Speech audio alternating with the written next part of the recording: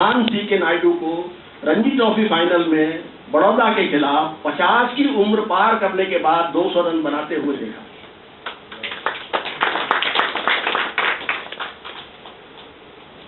सी के नायडू ऐसे व्यक्ति थे कि जिनकी चाल ढाल से कप्तानी टपकती थी।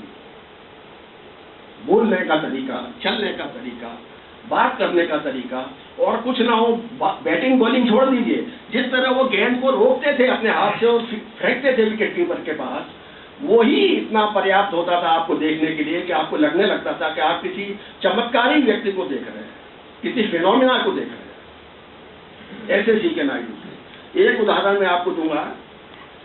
कॉमनवेल्थ की टीम यहाँ आई हुई थी, इंदौर में उसका मैच था होलकर टीम के साथ। सी के नायडू होलकर टीम के कप्तान थे। फ्रैंक वॉरेल उस टीम में आए थे। वो विरोधी टीम के खिलाड़ी थे और वो बैठ के आराम से मूड़े पर सिगरेट पी रहे थे। उन्होंने कर्नल नायडू को आते हुए देखा। उनको इस बात की कोई जरूरत नहीं थी, जो उन्होंने किया इसे करना जरूरी था ही नहीं, पर एक जो व्यक्ति का व्यक्तित्व का जो आकर्षण होता है, भव्य आकर्षण, उसने ऐसा कमाल का काम किया कि उन्होंने अपनी सिगरेट को छिपाने की कोशिश की और सिगरेट फेंक के एकदम खड़े हो गए।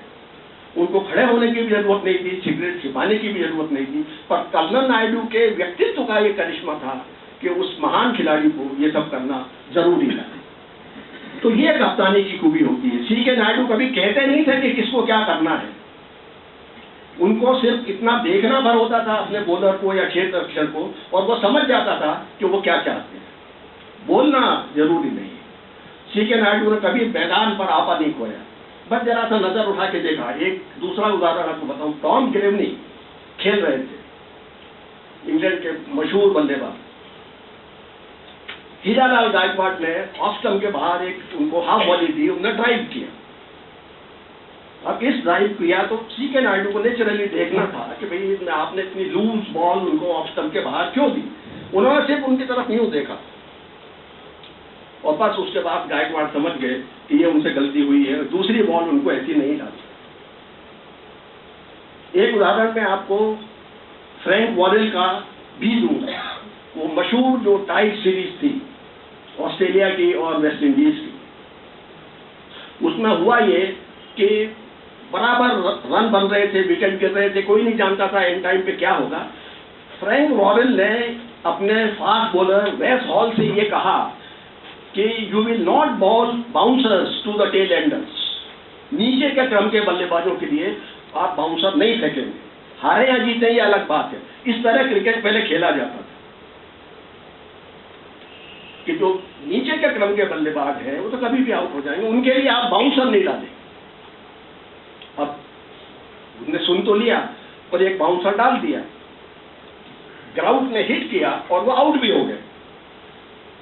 उसके बाद आप देखिए कि वेस हॉल ने क्या कहा वॉरेल से, सॉरी इसके साथ विकेट दिया उन्होंने, सॉरी क्यों कहना चाहिए, उनका कहना नहीं माना इसलिए सॉरी कहा। सॉरी इसके बाद आई बोल्ड बाउंसर, आई डिडंट ओबे, ये उनका कहना। तो इस लहजे से इस तरह से क्रिकेट खेला जाता। ऐसे सी के नायडू थे। फिर दूसरे अपने नवाब पटौदी हुए, मंसूर अली खान पटौदी। बराबरी से उन्होंने कप्तानी की, कभी अपने आप को हल्का नहीं माना, अंग्रेजों को अपने से बेहतर नहीं माना, दबे कभी नहीं रहे वो। ब्रायन क्लोज एक बार उनके पास कप्तान थे तो उनके पास आए और बिना उनको इनवाइट किए हुए टॉस के लिए चले गए। वो समझ रहे थे कि जैसे दूसरे कप्तान पीछे आते हैं, मंसूर अली खान भी आएंगे। जब नहीं आए तो उन्होंने देखा कि क्या बात है, तब उनको समझ में आया कि उन्होंने इन्वाइट नहीं किया, क्योंकि एक कायदा होता है कि जो मेजबान कप्तान है वो मेहमान कप्तान को बुलाता है टॉस के। तब उनको अपनी भूल का एहसास हुआ, उन्होंने उनको इनवाइट किया, तब वो उनके साथ टॉस करने गए। तो ये तेवर पटौदी के थे। तो अच्छे कप्तान के जो गुण होना चाहिए वो सारे आप देखेंगे कि अलग अलग गुण हैं। कोई एक गुण अच्छा कप्तान को नहीं बनाता। कप्तानी के लिए खेल की समझ होनी चाहिए, साहस होना चाहिए, इसी के साथ साथ चुनौती देने की क्षमता होना चाहिए और जोखिम उठाने की क्षमता होना चाहिए। फिर आपका मानसिक और शारीरिक जो स्थिति है वो मजबूत होना चाहिए, क्योंकि आजकल ये खेल जो है ये सिर्फ मैदानी खेल नहीं रह गया, ये दिमाग से भी खेला जाता है। तो दिमागी तौर पर भी आपको मजबूत होना चाहिए। फिर आपके संबंध अच्छे रहना चाहिए खिलाड़ियों से, आप प्रेरित करें, खुद भी अच्छा खेलें, दूसरों को भी अच्छा खिलवाएं, खिला सकें, 100% खिलाड़ी अपना दे पाए, ये सब होना चाहिए। तो बहुत सारे गुण हैं जो खिलाड़ियों में होना चाहिए, जो आपको अलग अलग इसमें मिलेंगे, किसी में क्या है, किसी में क्या है। अब आपने देखा कि गावस्कर, उनसे भी मेरे बड़े अच्छे संबंध हैं, वो मैं उनको तब से जानता हूँ जब वो इंटर यूनिवर्सिटी खेलते थे, और ये बात 1968 की है। वो 71 में टेस्ट मैच खेले, पर मैंने तब से उनको देखा है किस तरह उनका परिवार उनके साथ रहता था, उनके मैच को देखने उनके पिता, माँ, उनकी बहन सब आया करते थे। ये बड़ौदा से सिलसिला शुरू हुआ, जबलपुर तक गया, और बाद में तो वो भारत के लिए खेले। तो इन सब खिलाड़ियों का बहुत बड़ा योगदान है। फिर उसके बाद हमको ऐसे कप्तान मिले अजहर जैसे, जो बड़े अच्छे कप्तान थे, सब कुछ थे, पर होता क्या है, ये मनुष्य स्वभाव है कि अधिक दिन तक अगर कोई कप्तान रहता है तो वो गुटबाजी और कुछ न कुछ होने लगती है। तो ये कभी नहीं होना चाहिए। ऐसा कहा भी जाता है कि किसी एक व्यक्ति के पास सारे अधिकार कभी नहीं होना चाहिए, होता है तो वो दुरुपयोग करेगा। तो ऐसा कुछ सिलसिला वहाँ शुरू हुआ, और फिर वो कुछ दूसरे विवादों में घुस गए जो उनको नहीं होना चाहिए था, वरना बल्लेबाजी तो क्या करते थे, जो कलाइयों का उपयोग जैसा अजहर करते थे, वो मुश्ताक साहब के बाद मैंने देखा अगर किसी खिलाड़ी में, तो अजहरुद्दीन में देखा, या थोड़ा सा गुंडापा विश्वनाथन में था, जो विश्वनाथ में था, जो हाफ कट हाफ ड्राइव करते थे ऑफ की तरफ, वो बिल्कुल अद्भुत चीज थी, ऐसा देखने को नहीं मिलता। ऐसे स्ट्रोक्स देखना आदमी तरस जाता है। तो ये ऐसी खूबी थी उनमें। फिर उसके बाद गांगुली भी कप्तान बने, उन्होंने भी बहुत मैच जितवाए, बड़ा अच्छा उनका भी सक्रिय योगदान था, बड़े आक्रामक थे वो। पर अब उनके साथ भी यही हुआ कि कुछ दिनों के बाद में बस ये चीज जो है, पता नहीं क्या है, ये दिमाग आदमी का खराब कर ही देती है। बहुत ज्यादा दिन तक अगर ताकत रहती है तो ये होता है, होना नहीं चाहिए, पर ये शायद आप और हम भी होंगे तो करेंगे। ये हम इंसान हैं, आखिर साधु संत तो है नहीं, तो कहीं ना कहीं कुछ न कुछ गड़बड़ी हो जाती है। तो फिर ये उनका कोच से नहीं बना। कोच का भी कप्तान का संबंध आपस में होना बहुत जरूरी है। कोच बहुत से ऐसे जॉन राइट जैसे भी थे जो कभी सामने नहीं आए, पीछे रह के उन्होंने प्रेरित किया लोगों को, कभी पब्लिसिटी नहीं चाहिए, ऐसे लोग भी थे। तो ये सारे लोगों ने मिलकर, या फिर धोनी की बात करें हम, तो धोनी तो ऐसे पढ़े लिखे भी भले ही नहीं हो, पर कितना उन्होंने अपने स्वप्रेरणा से सीखा है, ये देखिए आप। ऐसा एग्जाम्पल मुझे क्रिकेट के इतिहास में कहीं नहीं मिलता कि ऐसा छोटे शहर से आया हुआ व्यक्ति, जिसके परिवार में न कोई क्रिकेट खेला, न कोई क्रिकेट का उसके यहाँ माहौल था, उस आदमी ने अपने आप खुद स्वप्रेरणा से कितना सीखा, और कितनी जल्दी सीखा कि आज वो सफलतम कप्तानों में गिने जाते हैं। कुछ भी खेलते हैं, दूसरों को भी खिलाते हैं, वातावरण भी अच्छा रखते हैं। तो ये सारी चीजें जो है, ये ईश्वर की दी हुई प्रवृत्ति होती है, किसी में होती है, किसी में नहीं होती। ये सब मिलजुल के बहुत सी चीजें हैं जो अच्छे कप्तान को बनाती है। तो अच्छे कप्तान को बनाने में बहुत सारी चीजों का हाथ होता है, उनमें ये सारी चीजें हैं। और मुझे बहुत खुशी है कि आज सहवाग हमारे यहाँ मुख्य अतिथि हैं। सहवाग का नाम भी मैं बड़े गर्व के साथ कह सकता हूँ कि कभी किसी विवाद में नहीं आया, और हमारे लिए तो रोल मॉडल है ये। अब बताइए, 3 बार 100 टेस्ट मैच में कोई आदमी बनाता है, कितनी बड़ी बात है। ये सहवाग ने करके दिखाया।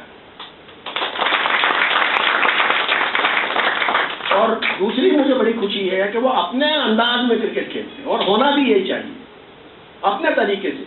उसमें सब कुछ होता है। अरे जो डर के खेलता है वो भी आउट होता है, जो बिना डरे खेलता है वो भी आउट होता है।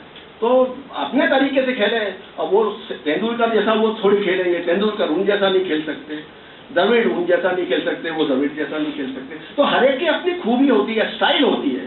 स्टाइल इज द मैन, हम लोग कहते हैं कि आदमी के स्टाइल से आदमी जाना जाता है। तो सहवाग की स्टाइल विध्वंसक क्रिकेट है, इसी से वो जाने जाते हैं। फिर सामने बॉलर कौन है वो नहीं देखते, उनके सामने गेंद होती है। तो ऐसे प्रेरणादायी आदमी आज हमारे बीच है। मैं ईश्वर से यही प्रार्थना करता हूँ, मेरा दिल भर आता है आज मैं देखता हूँ प्रभाष जी यहाँ नहीं है। मेरे हर फंक्शन में प्रभाष जी और आप जी हमेशा होते। मौके की बात है कि दोनों मेरे साथ रहे, और मेरी दोनों बुझाएं आज कटी हुई, दोनों यहाँ नहीं है।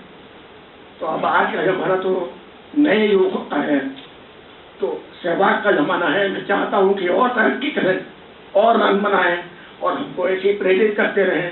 मैंने जो भी कुछ कोशिश की है वो यही की है कि सारे जो खिलाड़ी पुराने ज़माने के और अभी के हुए हैं उनकी खूबियाँ आप तक मैं पहुँचाऊँ। और इसमें मैं कहाँ तक सफल हुआ हूँ ये आप लोग मुझे बताएं, क्योंकि मैं खुद अच्छा इसका आलोचक नहीं हो सकता अपनी कृति का।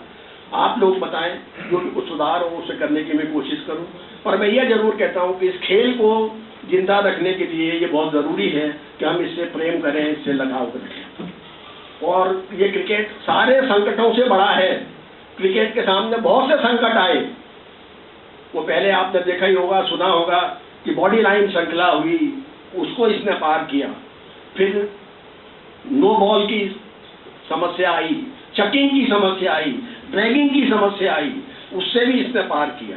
फिर उसके बाद में कैरी पैकर ने डे नाइट क्रिकेट शुरू करके क्रिकेट को नाबूद करना चाहा, क्रिकेट नहीं मरा। और आज भी जो सफ़ेद कपड़ों में खेलने वाले क्रिकेट खिलाड़ी की शान है और जो गुमान है और जो नशा है वो मेरी आंखों से तो दूर नहीं होता है। क्रिकेट का मजा सफ़ेद कपड़ों में खेल देखने में ही है। खैर ये परिवर्तन का दौर है, सब कुछ होगा, वो भी हम देखेंगे। पर हम ये जानें कि क्रिकेट इन सारी चीज़ों से बड़ा है। मैच फिक्सिंग के बहुत से चार्जेस 2000 में लगे, उससे भी ये क्रिकेट उभरा। अभी भी स्पॉट फिक्सिंग की बात हो रही है और मैं यकीन मानता हूँ कि क्रिकेट इन सारी चीज़ों से ऊपर है। और हम क्रिकेट की बात करें, इन गपशपों की बात न करें, इन सारी दूसरी बातों की बात न करें जो क्रिकेट से बिल्कुल जुड़ी हुई नहीं है। धन्यवाद।